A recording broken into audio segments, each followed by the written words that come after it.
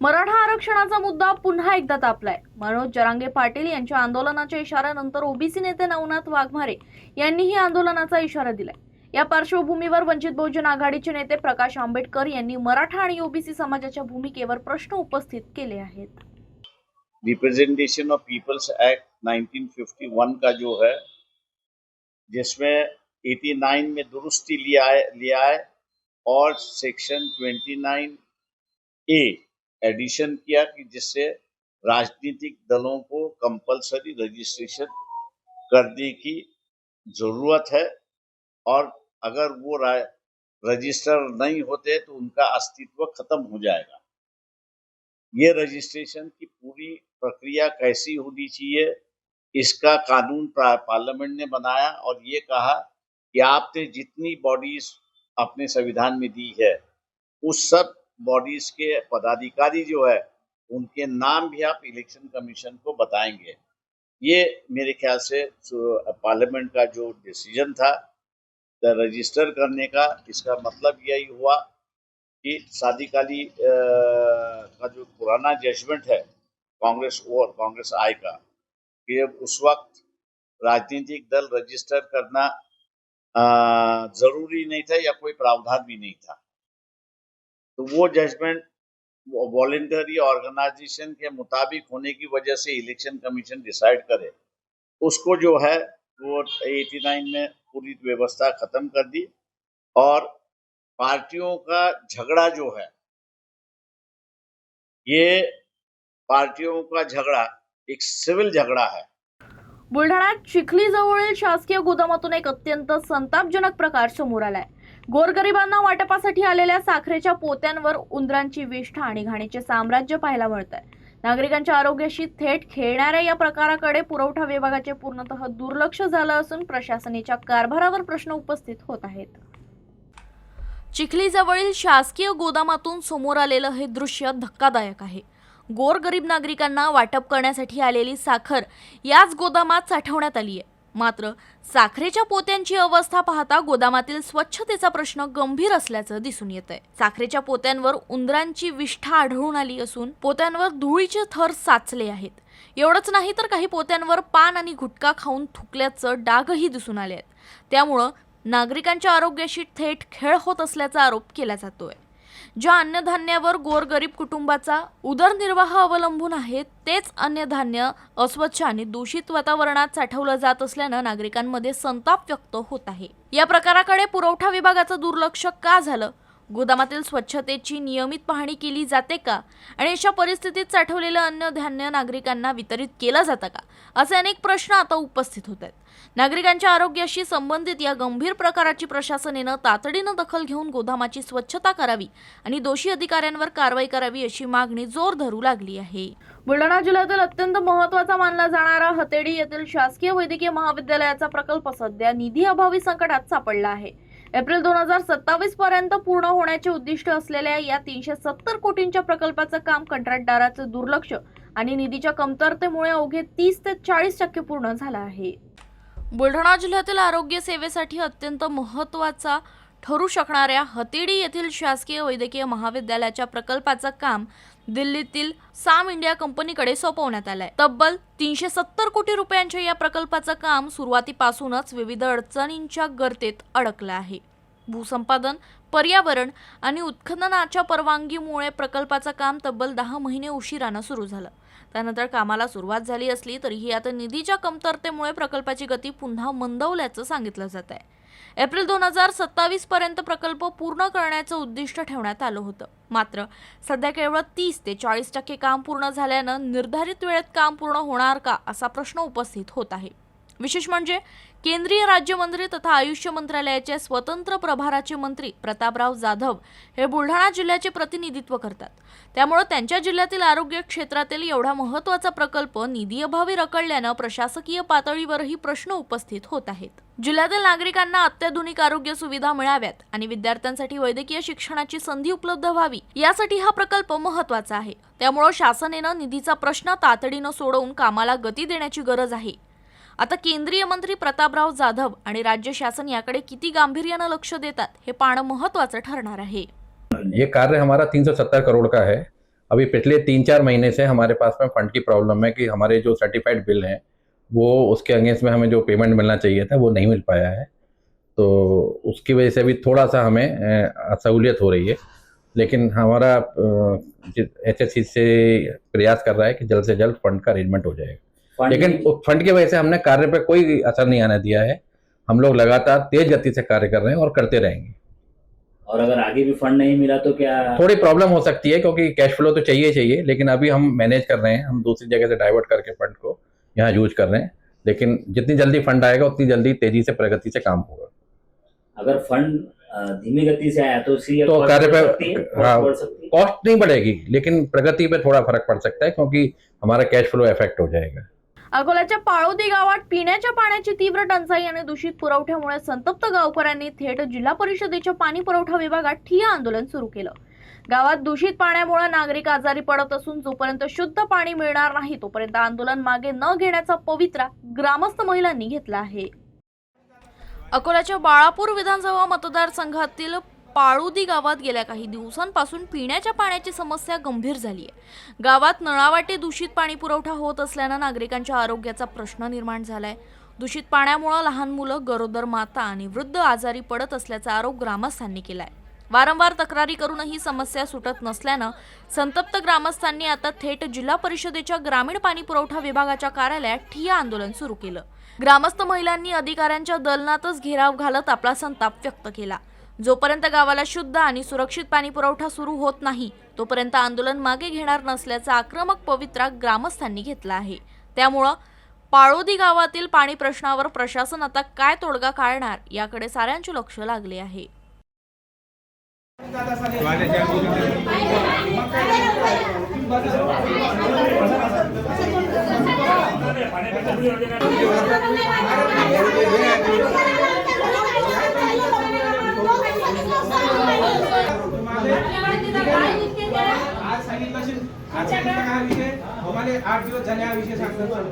बुलढाणा जिल्ह्यातील जळगाव जामोद तालुक्यातील खेरडा बुद्रुक येथे अतिवृष्टीमुळे झालेल्या नुकसानीच्या पंचनाम्यात अनेक पात्र नागरिकांची नावं वगळण्यात आल्याचा आरोप ग्रामस्थांनी केला।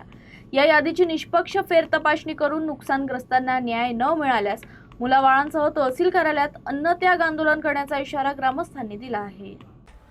31 जुलै रोजी झालेल्या अतिवृष्टीमुळे खेरडा बुद्रुक गावात नदीचं पाणी घरांमध्ये शिरलं आणि अनेक कुटुंबांचं मोठं नुकसान झालं। घरातील संसार उपयोगी वस्तूंचं नुकसान झालं असून काही घरांच्या भिंतींना तडे गेल्यानं नागरिकांच्या सुरक्षितेचा प्रश्नही निर्माण झालाय। मात्र नुकसानीच्या पंचनाम्यानंतर तयार करण्यात आलेल्या यादीत काही पात्र नुकसानग्रस्तांची नावं वगळण्यात आल्याचा आरोप ग्रामस्थांनी केला। विशेष म्हणजे काही नागरिकांचे पंचनामे प्रत्यक्षात झाले असतानाही त्यांची नावं अंतिम यादीत नसल्याचं ग्रामस्थांचं म्हणणं आहे। या प्रकरणी ग्रामस्थांनी जळगाव जामोद तहसीलदारांना निवेदन देत वगळलेली नावं तातडीनं पंचनामा यादीत समाविष्ट करावीत, तसंच प्रत्यक्ष नुकसानग्रस्त कुटुंबांची फेरतपासणी करून त्यांना शासनाची मदत मिळवून द्यावी अशी मागणी केली आहे। पंचनाम्याची निष्पक्ष आणि पारदर्शक फेरतपासणी करण्याची मागणी करत ग्रामस्थांनी प्रशासनाला 8 दिवसांची मुदत दिली। या कालावधीत पात्र नुकसानग्रस्तांची नावं समाविष्ट करून शासनाचा लाभ न मिळाल्यास मुलाबाळांसह जळगाव जामोद तहसील कार्यालयात अन्नत्याग आंदोलन करण्याचा इशारा ग्रामस्थांनी दिला आहे। अकोला जिल्हाधिकारी कार्यालयात अनुसूचित जाती कल्याण समितीची आढावा बैठक पार पडली। रिक्त पदं तातडीनं भरण्यासोबतच अनुसूचित जाती प्रवर्गासाठीच्या कल्याणकारी योजना प्रभावीपणे राबवण्याचे निर्देश समितीनं दिले आहेत। अनुसूचित जाती प्रवर्गातील नागरिकांपर्यंत शासनाच्या कल्याणकारी योजनांचा लाभ प्रभावीपणे पोहोचवण्यासाठी महाराष्ट्र विधानमंडळाच्या अनुसूचित जाती कल्याण समितीनं अकोला जिल्हाधिकारी कार्यालयात आढावा बैठक घेतली। या बैठकीत विविध शासकीय विभागांमधील रिक्त पदांचा आढावा घेण्यात आला। रिक्त पदं तातडीनं भरण्याची प्रक्रिया वेगानं पूर्ण करण्याचे निर्देश समितीनं संबंधित अधिकाऱ्यांना दिले आहेत। दलित वस्ती सुधार योजनेअंतर्गत करण्यात येणारी कामं उच्च दर्जाची असावीत, तसंच स्थानिक स्वराज्य संस्थांनी मागासवर्गीय कल्याणासाठी निश्चित करण्यात आलेल्या 5% निधीचा योग्य पद्धतीनं वापर करावा अशा सूचना देण्यात आल्या आहेत। तसंच सार्वजनिक उपक्रमांमध्ये नियमांनुसार अनुसूचित जाती प्रवर्गाला योग्य प्रतिनिधित्व देण्यावरही समितीनं भर दिला। या आढावा बैठकीला जिल्हाधिकारी वर्षा मीना, मुख्य कार्यकारी अधिकारी अनय नावंदर यांच्यासह विविध विभागांचे वरिष्ठ अधिकारी उपस्थित होते। बाळापूर शहरात सर्दी, खोकला, ताप आणि अंगदुखीच्या रुग्णांमध्ये वाढ झाली आहे। ग्रामीण रुग्णालयात दररोज तब्बल 300 ते 350 रुग्णांची नोंद होत असून खासगी दवाखान्यांमध्ये ही गर्दी वाढली आहे। दरम्यान रुग्णालयात औषधांचा पुरेसा साठा उपलब्ध असल्याचं पाहणीत दिसून आलं आहे. बाळापूर शहर आणि परिसरात सर्दी, खोकला, ताप तसंच अंगदुखीच्या रुग्णांची संख्या वाढताना दिसत आहे. बदलत्या वातावरणाचा नागरिकांच्या आरोग्यावर परिणाम होत असून ग्रामीण रुग्णालयासह खासगी दवाखान्यांमध्येही रुग्णांची गर्दी वाढली आहे. बाळापूर ग्रामीण रुग्णालयात दररोज सुमारे 300 ते 350 रुग्णांची नोंद होत असल्याची माहिती आहे. यामध्ये सर्दी, खोकला, ताप आणि अंगदुखीची लक्षणं असलेल्या रुग्णांचं प्रमाण अधिक आहे. त्यामुळं बाह्य रुग्ण विभागात मोठी गर्दी पाहायला मिळत आहे. विशेष म्हणजे लहान मुलांमध्ये ही सर्दी, खोकला आणि तापाची लक्षणं आढळून येत असल्यानं पालकांची चिंता वाढली आहे. दुसरीकडे शहरातील काही भागात दूषित पाणी पुरवठ्याच्या तक्रारीही नागरिकांकडून करण्यात येत आहे. त्यामुळं पोटदुखी, उलट्या आणि जुलाबासारख्या आजारांचा धोका वाढण्याची शक्यता आहे. दरम्यान यंदा ग्रामीण रुग्णालयात औषधांचा पुरेसा साठा उपलब्ध असल्याचं पाहणी दरम्यान दिसून आलं. मागील वर्षी औषधांच्या कमतरतेच्या तक्रारी होत्या, मात्र यावर्षी आवश्यक औषधं उपलब्ध असल्यानं रुग्णांना दिलासा मिळत आहे. रुग्णसंख्या वाढत असल्यानं आरोग्य विभागानं परिस्थितीवर लक्ष ठेवणे गरजेचे आहे. तसंच नागरिकांनी ताप, सर्दी किंवा खोकल्याची लक्षणं जाणवल्यास स्वतःहून औषधं न घेता डॉक्टरांचा सल्ला घ्यावा असं आवाहन करण्यात येत आहे. अपने यहाँ की ओपीडी अभी काफ़ी बढ़ गई है। 610 पेशेंट कल आए थे और आज अभी तक के 350-360 पेशेंट हो चुके हैं। तो इनमें ज़्यादातर सर्दी खांसी के पेशेंट हैं और उनको साथ में बुखार है, जोड़ों में दर्द है। तो ये यूजुअली तो वायरल हो सकता है, लेकिन जिसको खांसी 5 दिन के ऊपर है, मैं उनको ये बताना चाहूँगी कि उनको बलगम की जांच करना ज़रूरी है, जो अपने पास में अवेलेबल है। और साथ में जो है उनकी जांच जो डॉक्टर लिखेंगे आपको वो सब करवाना है। अगर खांसी 5 दिन से ऊपर है तो बलगम की जांच किसी भी तरीके से करवाइए, ये बहुत ज़रूरी है। पेशेंट क्या करते हैं कि आते हैं, बताते हैं, लेकिन बलगम की जांच नहीं करके चले जाते हैं, तो अपने को बराबर पता नहीं चलता कि क्या मर्ज है। तो मैं उनसे रिक्वेस्ट करती हूँ कि ये सब जाँच करवाएं और इसको रोकने के लिए मास्क का इस्तेमाल करिए और खाना अच्छे से खाइए, अच्छा ये डाइट रखिए अपना और साफ़ सफाई पर ध्यान दीजिए। अकोल्याच्या मूर्तिजापूर तालुक्यातील चिखली कासवी ग्रामपंचायतीत 15व्या वित्त आयोगाच्या निधीत मोठा भ्रष्टाचार झाल्याचा आरोप ग्रामस्थांनी केला. या प्रकरणाची सखोल चौकशी करून दोषींवर फौजदारी गुन्हे दाखल न झाल्यास 3 सप्टेंबर पासून आमरण उपोषण करण्याचा इशारा ग्रामस्थांनी दिला आहे. चिखली कासवी ग्रामपंचायतीतील कथित भ्रष्टाचाराच्या आरोपांमुळे ग्रामस्थ आता आक्रमक झाले आहेत. गावातील विकास कामांमध्ये मोठ्या प्रमाणात तफावत असल्याचा दावा ग्रामस्थांनी केला असून मूलभूत सुविधांचीही दुरवस्था झाल्याचा आरोप करण्यात आलाय. गावातील अनेक ठिकाणी नाल्या तुंबलेल्या असून परिसरात घाणीचे साम्राज्य पसरल्याचं ग्रामस्थांचं म्हणणं आहे. मच्छरांचा प्रादुर्भाव वाढल्यानं नागरिकांच्या आरोग्याचा प्रश्न निर्माण झालाय. तर पिण्याच्या पाण्यासाठीही नागरिकांना भटकंती करावी लागत असल्याचा आरोप आहे. सार्वजनिक शौचालय उभारण्यात आली आहेत, मात्र त्यांना दरवाजे नसल्याचा दावा ग्रामस्थांनी केला. नळ आहेत, मात्र नळाला पाणी नाही, अशी गावातील परिस्थिती असल्याचं ग्रामस्थांचं म्हणणं आहे. दरम्यान 15वा वित्त आयोग आणि ग्रामपंचायतीच्या सामान्य निधीतून करण्यात आलेल्या विकास कामांची पाहणी केली असता कागदोपत्री दाखवण्यात आलेली कामं आणि प्रत्यक्ष परिस्थितीत तफावत असल्याचा आरोप ग्रामस्थांनी केलाय. या कामांमध्ये मोठ्या प्रमाणात भ्रष्टाचार झाल्याचा दावा करत ग्रामस्थांनी प्रशासनाकडे सखोल चौकशीची मागणी केली. ग्रामस्थांनी प्रशासक, सरपंच आणि ग्राम अधिकाऱ्यांवरही गंभीर आरोप केले असून शासनाच्या निधीतून गावाचा विकास करण्याऐवजी स्वतःचा विकास केल्याचा आरोप माध्यमांसमोर केलाय. मात्र ग्रामस्थांनी केलेल्या या आरोपांची अधिकृत चौकशी होणं अद्याप बाकी आहे.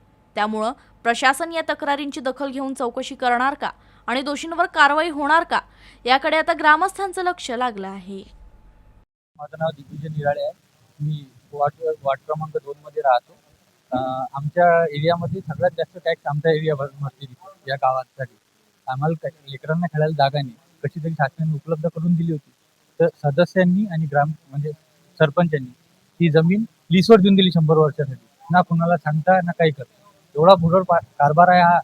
मला असं माझी अशी मागणी आहे की हे सगळे गुन्हे दाखल व्हावे आणि यांच्यावर योग्य ती कारवाई. तर माझं घर 20 वर्षापासून मी सरपंचाच्या मागे लागत आहो. येते काका नाव येते कटते.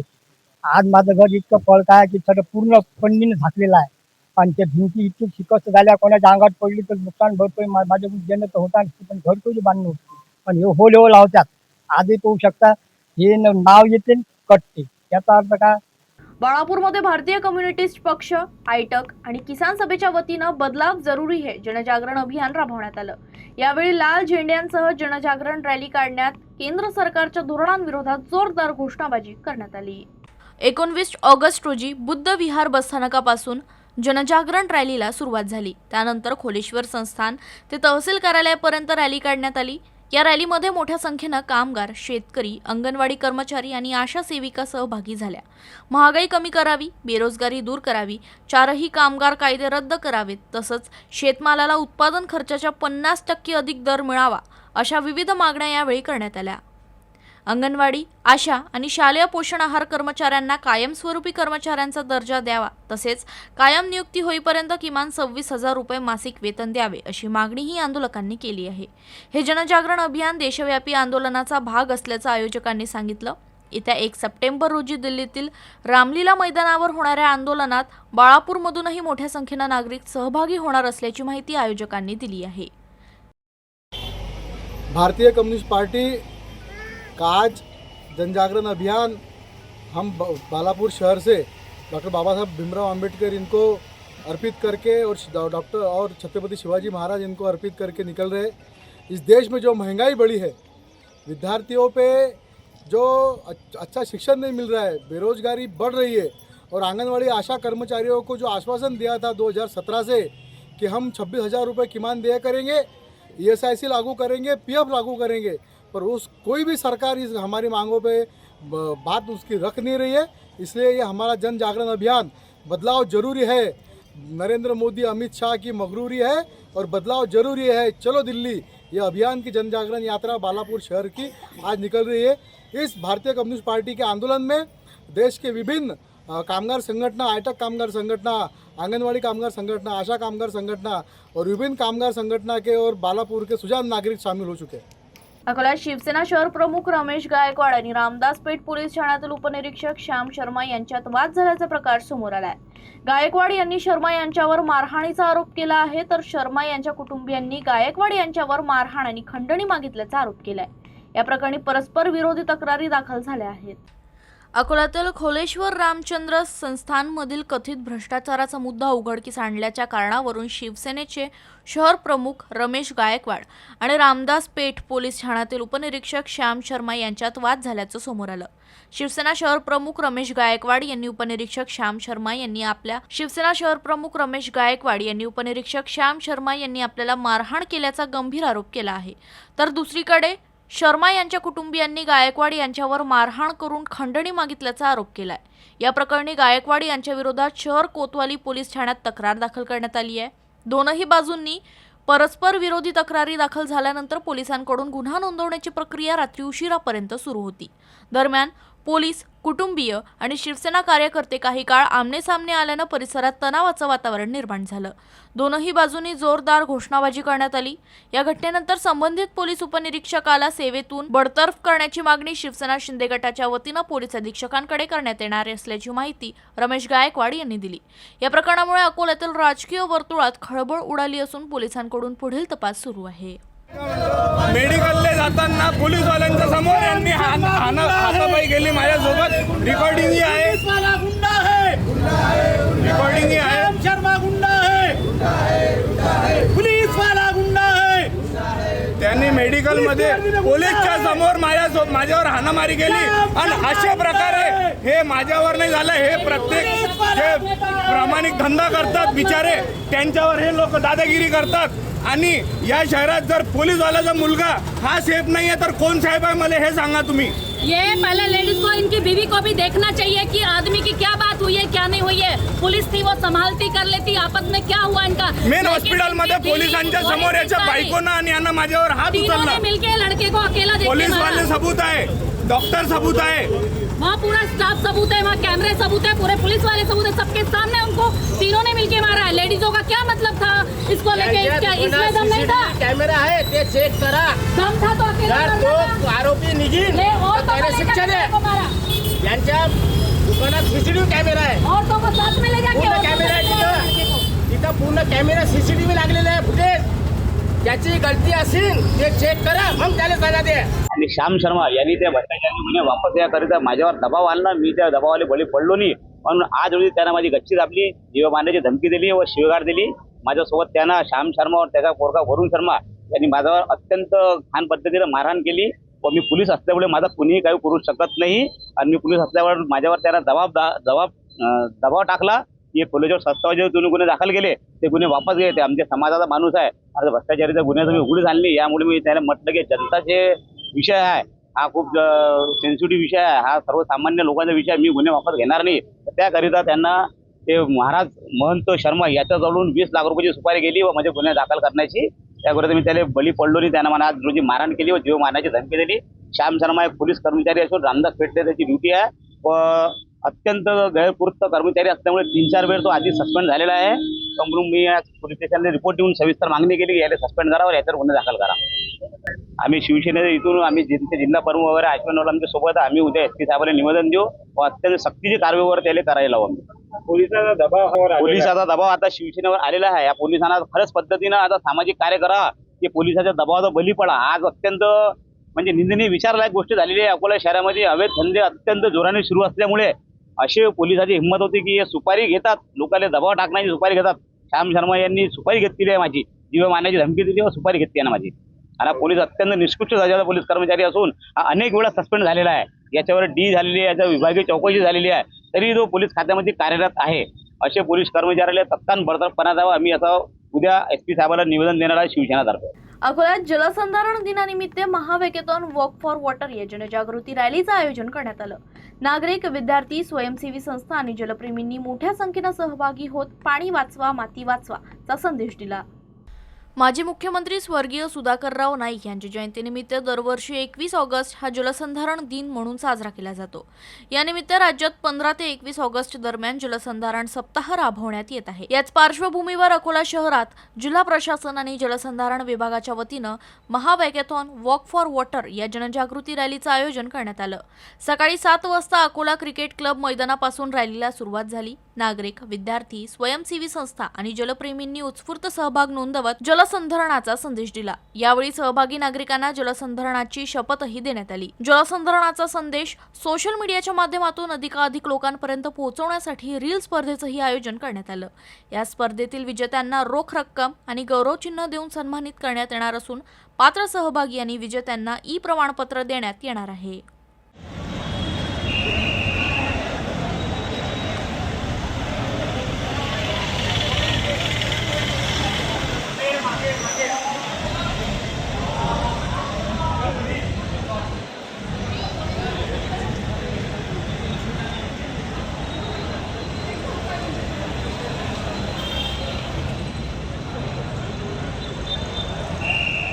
अकोल्यातील स्थानिक मोठे राम मंदिर इथं आयोजित कावड कलश यात्रेत नाईक होमिओपॅथीतर्फे भाविक महिलांना भेटवस्तू देत आरोग्य जनजागृतीचा अनोखा उपक्रम राबवण्यात आला. धार्मिक कार्यक्रमाच्या माध्यमातून महिलांच्या आरोग्याबाबत जागरूकता निर्माण करण्याचा हा उपक्रम विशेष ठरला. कावड कलश यात्रेत सहभागी महिलांना पाण्याची बाटली, उपवासाचे चिप्स तसेच विविध वयोगटांमध्ये उद्भवणाऱ्या आरोग्यविषयक समस्यांची माहिती देणारे सचित्र पत्रक देण्यात आले. या पत्रकातून महिलांना आरोग्याच्या समस्या, त्यांचे संभाव्य दुष्परिणाम आणि त्या टाळण्यासाठी आवश्यक उपाययोजनांची माहिती देण्यात आली. नगरसेवक तथा सामाजिक कार्यकर्ते निलेश देव यांनी माहितीपत्रक पाहून हीच खरी महिला जागृती आहे असं म्हणत उपक्रमाचं कौतुक केलं. या उपक्रमासाठी अर्चना नाईक यांचे मोलाचे सहकार्य लाभले आहे. निलेश देव, राम मंदिरचे व्यवस्थापक विजय अग्रवाल, अर्चना नाईक तसंच विश्व मांगल्य सभेच्या पदाधिकाऱ्यांच्या हस्ते भाविक महिलांना भेटवस्तूंचे वितरण करण्यात आले.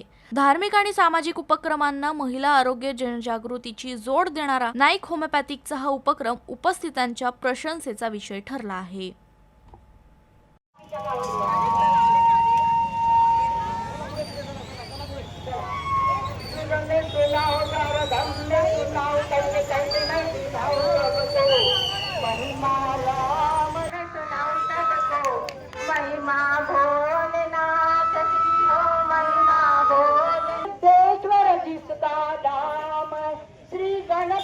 उसका नाम सिद्धेश्वर जिसका नाम है, श्री गणपति उसका नाम है. ऐसे मोदक वाले को नरवारंबार प्रणाम है. ऐसे मोदक वाले को मेरा वारंवार स्तोत्र पठण होणार आहे. सगळ्या महिला याचा लाभ घेतील आणि सगळ्यांनाही श्रावण महिन्यामध्ये सगळ्या महिलांनाही श्रद्धांनी सगळ्याजणी आलेल्या आहेत. याचा लाभ जास्तीत जास्त मातृशक्तीने घ्यावा याच इच्छेने ही आज कावड यात्रा आम्ही काढलेली आहे. तर सगळेजणी याच्यामध्ये सहभाग घेणार आहेत. महापौर पण येणार आहेत इथे यांना हिरवी झेंडी दाखवायला. शिवमांगल्याच्या महिला तिथे पावली भजन सादर करणार आहेत आणि धर्म शिक्षा विभाग विश्वमांगल्य सभा यांनी याचं आयोजन केलेलं आहे. तरी याचा सगळ्या संघटनांनी आम्हाला उत्स्फूर्त प्रतिसाद दिलेला आहे. त्यासाठी आम्ही त्या